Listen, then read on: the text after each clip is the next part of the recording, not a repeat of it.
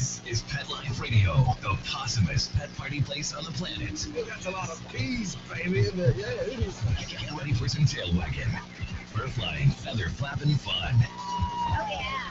PetLifeRadio.com.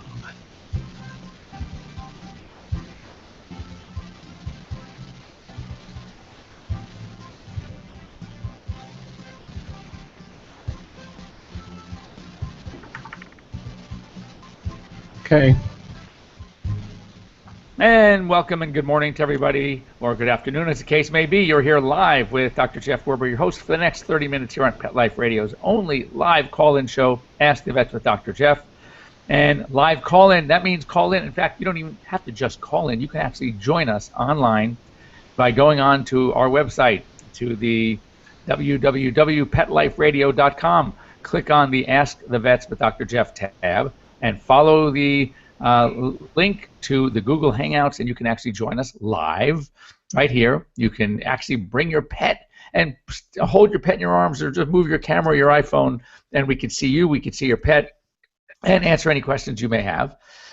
We are here for you. We're here for your pets. The good old-fashioned way to get a hold of us is just to call us, 877-385-8882. It's toll-free. It's that easy. Once again, 877-385-8882. And I want to thank once again sponsors, Save This Life, Microchips, and ProSense, and Elanco Lily Makers, Comfortis and Trifexis, and of course, Kong. So before we get started, we have a special guest today.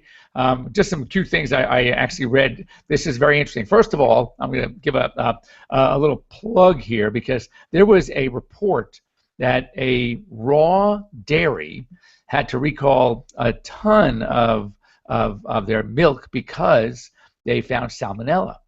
And they actually ran their own salmonella testing, and they didn't test positive at their facility. But one of the steps they take in making some of their raw milk dairy products is it goes through another location, and they are mixed with eggs. And the thought now is that the raw eggs were the source of the salmonella, which brings me to my point. A lot of people will eat raw eggs. If you remember the old Rocky movies where he would make that shake with the raw eggs, yeah, it looks good. Maybe it's healthy, but it's not, because you have potential salmonella.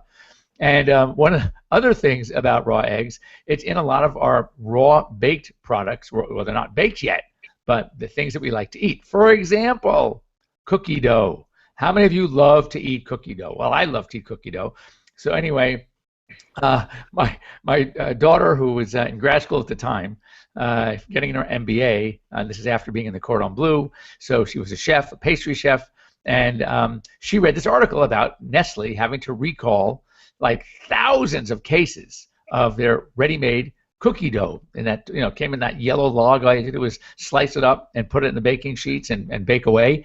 Well, they were eating it raw, and we all like to eat it raw. I mean, who doesn't like to lick the bowl, right? So anyway, P.S., she came up with her company that's called Edible. So to avoid, if you like doing that, you don't want to eat raw eggs, then you like eating cookie dough, go for Edible. And so when I read this story, it immediately comes to mind the importance of avoiding raw dairy, raw egg products, especially because of the threat of salmonella. Here's another one. Dog bites, 2015. Okay, this is really interesting. There were a total of 6,549 postal workers that had been bitten by dogs in 2015. That's huge. That was up 14% from last year. So either they're getting slower or the dogs are getting quicker and meaner. But anyway, just keep that in mind. If you have dogs that like to bark and post people, you might want to put them on a tight lead, because bites have been up. As a matter of fact, just State Farm alone, one insurance company, just one, spent over $118 million last year on payouts because of dog bites. But even they say it's not always the dog. It's a lot of times the people who are bitten are just as bad. They're the ones calling for it, and they even conclude that if you have a well-trained dog and good parenting, many of these bites can be avoided. So also keep that in mind. But that's a hell of a number, huh? I mean, $118 million just to dog bites. So anyway, this is a really cute story too. This is about a golden retriever, and what he did was he basically ran out of his backyard. He got out, and you know where he went? He went 1 mile away to his doggy daycare facility, and he goes to the front door, and they turn around, they see the dog, and they don't see his parents. So they call up and said, "Do you know that the dog is here?" So obviously that's a good plug for it's called Happy Dog Cafe. I'm going to give them a plug too, because any dog who wants to run away from home and run to their doggy daycare facility, that facility must be doing something right. And as a matter of fact, what they did for the dog is they didn't charge him for that day. He got to stay for free as a thank you for the good PR. So anyway, I thought that was a really cute story. Anyway, here we are in the throes of spring, getting closer and closer to summer. Just what, 5 weeks away, and we want you out there with your dogs. We want you exercising. We want you exercising. We want you and your dogs getting rid of that few extra winter weight pounds that you probably put on. We all did, and there's no excuse. It's great for bonding. It's great for the exercise. You know, we talk about all the potential restrictions and some of the dangers of being out there. Some of the things we'll go over right now. For example, when you can exercise with your pet, never do it in the middle of the day, never in the heat of the day. Do it earlier in the morning, late in the evening. Remember, of course, that pavement stays hot for longer. So even if you do it like at 6 or 7 or even 8 in the evening, just be aware that the pavement still might be hot because it retains heat for so long. You want to take plenty of stops. And one of the things we always tell you is to bring plenty of water with you. And therein lies the intro to my guest today. We tried to have her on last week, but we had some technical difficulties. Anyway, we are here live with Hope Adams, and Hope created this something really, really cool. It's a company called Dog Sport. And instead of me telling you about it, obviously, who can tell you more about it than the creator herself? So, Hope, good morning. How are you doing? Hi, how are you? I'm great. Thanks for having me. So Dog Sport. Yeah, tell us about Dog Sport. Dog Sport is a water bottle cap for dogs on the go. It's great for both pet owners, makes life much easier, and the lifestyle of pet owners, as well as your dog's health and well-being. It fits on any water bottle. So basically, I have a little example for you. So there's 2 size water bottles. You have a standard neck, like a Pepsi or a Coke, or you have the short neck. So if your Dog Sport doesn't fit one size water bottle, you can twist this piece off, and then it fits with the other size water bottle.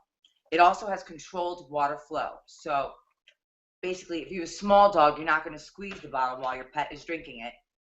But if you have a bigger dog, you will. So you control how much water you want to give your pet. So it's great for both large and small pets. So it looks kind of like keeping your pet. It looks like a hamster thing. Hope. It looks a lot like one of those hamster things, you know, where you can put it upside down and it only delivers the water as they lick. Otherwise, it doesn't leak. So it's really good and easy, and you don't lose a lot of unnecessary water. Well, you know, you see people at the dog park. So the dogs are pretty good, right? So they're used to it. So they sit there with the bottle. They turn it upside down. The dog is licking the water, but half the water is falling on the ground. Right. Well, that's about the case here. So it's controlled water flow. So if it's a small dog and your pet licks it, only when it actually bobs, spins, and rolls. So when the like say like a little Yorkie is licking it, that's when the water will come out. If it's a bigger dog, like my dog Handsome, I have to squeeze it while he's drinking it, and then we figure out exactly how much water he needs. So it's controlled water flow. You're controlling how much water you give the pet, and it only goes in their mouth. I mean, yes, obviously someone's gonna fall, but you know. It's a convenient way to give your pet water. So yeah, so let's talk about, for example, what. Did you have a problem with your dog, or what made you come up with this idea? Because you know, you see a lot of things like, you know, these cute little containers where it folds. It's a little plastic dish that folds over, the water on the inside, so you could take it with you. How'd you come up? What made you think about this idea? Okay, I actually used to commute to work. I lived in New York City, and my dog would come with me because I would drop him off at doggy daycare. And as soon as we would hit the pavement, he was thirsty. So we'd have to stop at the nearest deli. I'd have to buy a bottle of water. Then I'd have to, you know, pour it into. Then I'd be like, "Do you have a cup?" Pour it into the cup. He'd take 2 licks. Now I have to get the water from the cup back in the bottle just so that I have more water, you know, for our trip just to work, and everything was wet, and it was just so inconvenient for me. And I knew I needed to create something just to make my life easier. So that's how Dog Sport was created. And it's also a keychain, so you could always have it on you. I needed it, and I know, if you have a pet, you definitely experience the same problem. And let's talk about some of the problems that are associated with dehydration. So I know you had a good chart. You had a great thing you showed me earlier about the amount of water dogs need, and let's just teach some of our listeners / viewers kind of how much we should be having our dogs drink every day. Okay, well, actually, based on average, a healthy dog drinks about a half an ounce to 1 ounce of water per pound per day. So let's just say if you have like a 65-pound dog, your pet would need anywhere between 1/4 to half a gallon of water a day. So it goes based on pounds. And I have a little chart here as well, which I don't know if you can see it like that. Sure, we can see it beautifully. And that also tells you exactly how much water your dog needs per pound. So each one of those white things is what? Is that a? That's 8 ounces. 8 ounces. That's a cup. So so everybody can see, and if you can't see, an 80-pound dog should have about 10 cups of water per day.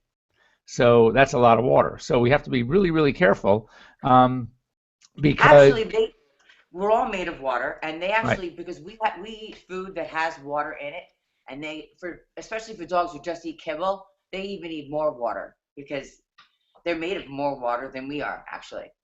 Right. So, and everything, the problem we see, for example, overheating in dogs, especially this time of year. One of the problems is they're getting dehydration, and dehydration is very, very serious problem.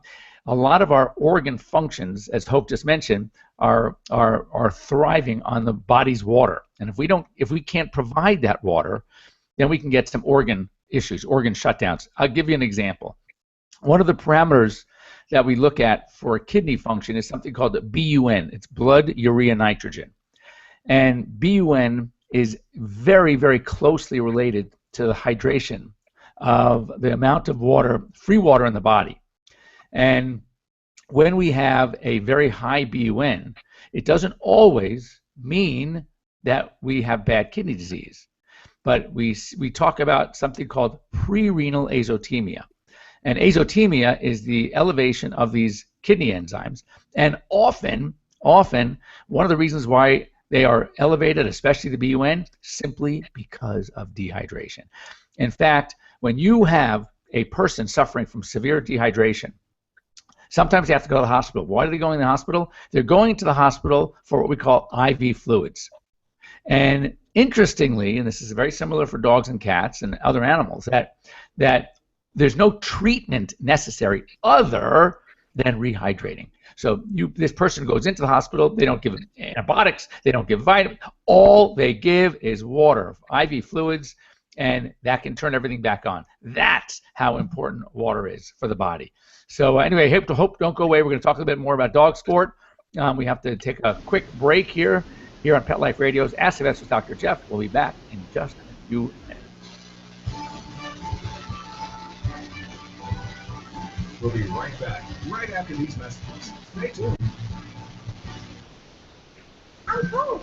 My hair is still wet. Bring home a puppy or new dog is exciting, and he is depending on you to keep him in good health. Dogs need special care to keep them healthy as they grow throughout their entire life. Caring for their health is critical in all stages. With ProSense, simple and convenient, give your dog the care it needs with effective and quality products to treat, prevent, and provide essential daily vitamins and minerals. ProSense products are veterinary formulated and recommended to ensure the very best for your pet. Try ProSense today. Your dog will thank you. Pets love life. Love the vet with ProSense. Yuppie Puppy City Kitty provides pet lovers an opportunity to earn up to 50% commission selling our premium pet products. Advocate Gina Brick says, the opportunity to share such a quality product line with other pet lovers is amazing. The support of the Yuppie Puppy City Kitty family while working the business is a true gift. Mention special code PETLIFE when you enroll today and receive 3 additional products free. Find us at www.ypckpets.com. That's ypckpets.com. It's hard to find time for your fur family member. That's where Camp Bow Wow comes in. All-day play and overnight camp, daycare and boarding for dogs. Everything is included. Large play areas for fun and exercise. Spacious cabins, comfy cots, even live camper cams to watch from a computer or smartphone. Camp Bow Wow offers the best care and is the place to go where a dog can be a dog. For locations and more information, visit campbowwow.com. Begging to hear more of your favorite show? Full episodes of all our shows are available on demand. Go to PetLifeRadio.com to fetch our entire lineup of Possum Pet Podcasts. Also, dig us up at iHeartRadio Talk and iTunes. Podcasts. Live and on demand only from Pet Life Radio. Let's talk pets. Let's talk pets On Pet Life Radio. Pet Life Radio. PetLifeRadio.com.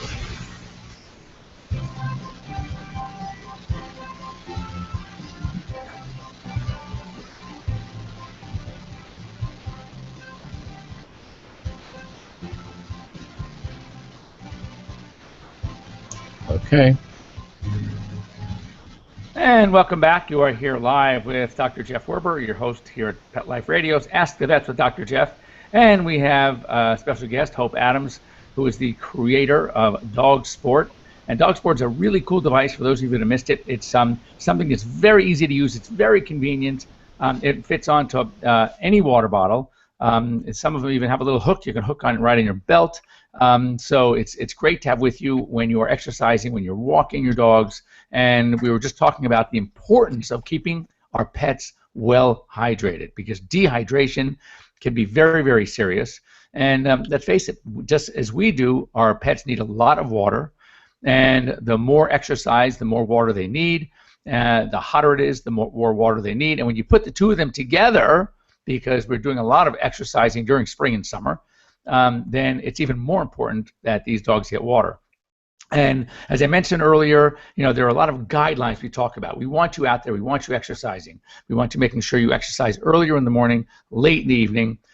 You take care of the feet. We've had a guest on before with some good methods to how to keep the feet protected from the hot pavement. And also, so we want to take plenty of breaks in the shade. Understand one thing about dogs. We just talked about before, if you missed it, about this golden retriever who ran out of his own backyard and ran a mile to his doggy daycare facility. So that's loyalty. Dogs want to be with you no matter what. They want to have fun, and they look forward to these exercise experiences, to the dog park, to the canyons, to the hikes, whatever. So you have to understand, they are going to keep going. If you're going, they're going to keep going. Obviously, some dogs, especially if the dog's a little overweight, of course, if they're overweight, you have to be even more careful, because they're going to wear out much faster. They're going to get very thirsty. And it's sort of like a vicious cycle when it comes to obesity with dogs, is the bigger they get, the less they do. The less they do, the bigger they get. So we have to sort of encourage, we have to force them to get out there and to run and to play, which is great, but we have to be very, very aware, very cognizant of the potential for dehydration. So Hope created the Dog Sport, and so we talked a little bit about it, the importance of water, the amount of water dogs need, which is very important to know. Right. And why not tell us, how would someone get some more information about Dog Sport, about dehydration, etc.? Do you have a website? You must have a website. I do. Okay. It's Dog Sport USA. What is it? Dog Sport? Okay. And I wanted to mention about overdrinkers too. Okay. Because there are a lot of dogs.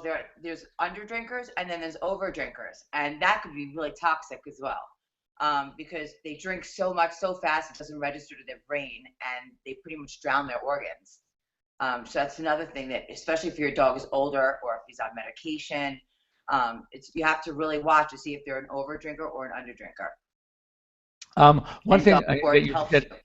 It's very important to note about over and underwater drinking. It's interesting that when we have a sick patient, and this goes for the humans as well, the hydration is very important. A lot of these animals are going to be in the hospital. They're going to be on IV fluids. We have to provide the not only nutritional support, but water support, hydration.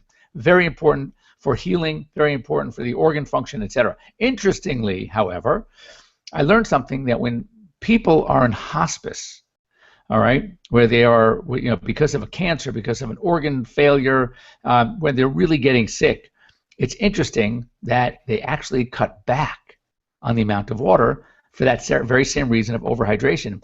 We end up, if the body can't handle it, and we're delivering too much, and it's a relative term, too much, that actually can start drowning their lungs, the kidneys, because it can't handle the water load fast enough as these organs are dysfunctioning. Right. So it actually slows the water, so they're getting it's like almost when they give you ice chips instead of giving you a cup of water when you're in the hospital, because they're trying to lower your intake of water.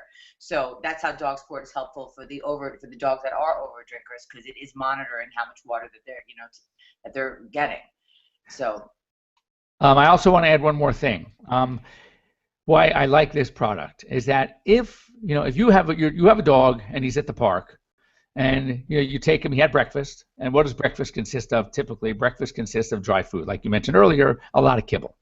So then they go to the park, and you even wait a little bit. You wait an hour, because your mom always told you don't exercise after at least an hour after you eat. And now they're thirsty because it's warm, and you give them that bowl of water. They are going to lap up a ton of water, probably more and faster than they need, because like you said, the brain isn't registering it yet. Now, I want you to think about what is going on in this dog's stomach, as he's got a stomach still probably full or even half full of all this kibble, and then they drink a ton of water all at once. Well, I want you to sometimes take a bowl of dry food and pour, maybe 8 ounces, a cup of water into the food. See what happens to the volume of that food. That volume is going to expand. It's going to probably double.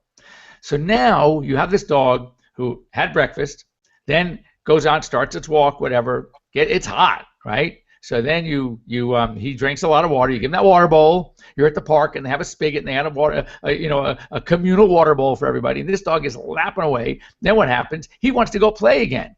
So he starts to run around and play. He's got this heavy stomach that is full of dry food, water that is expanded, and this is a recipe for bloat. This is a recipe for GDV, gastric dilatation volvulus syndrome, which can be fatal.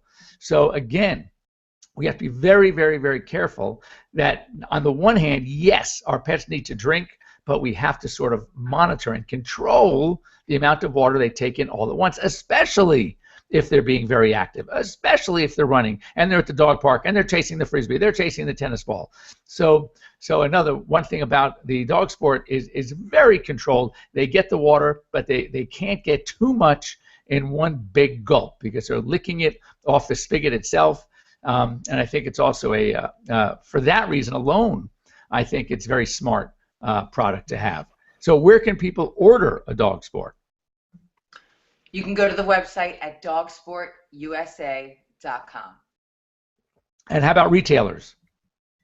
We're in quite a few stores now, a lot of specialty stores, no big box stores yet, but we plan on being in there soon.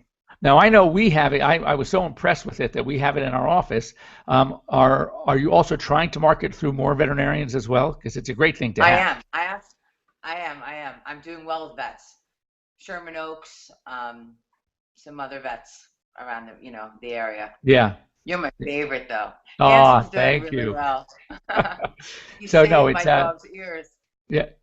No, I'm telling you, it's a really good. It's a very smart product. I'm always impressed by people that identify a problem and then come up with a product that is a solution to that problem, where there's actually a need out there.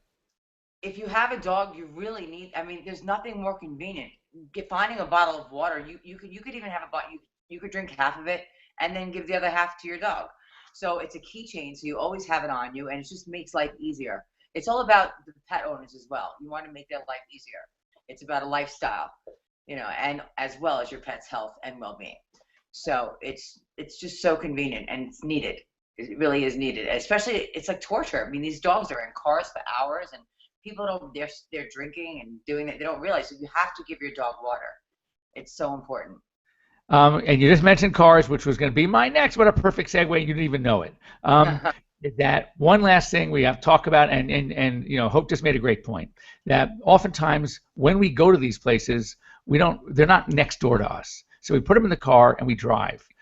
Yes, dogs love to go in the cars, but it gets hot, and so hot sometimes that this is why I'm sure you've heard it a million times before, but I'm going to make it 1,000,001. And that is never leave your dog or cat in a parked car, not even in the shade, not even indoors, because what happens is dogs get excited. They pant.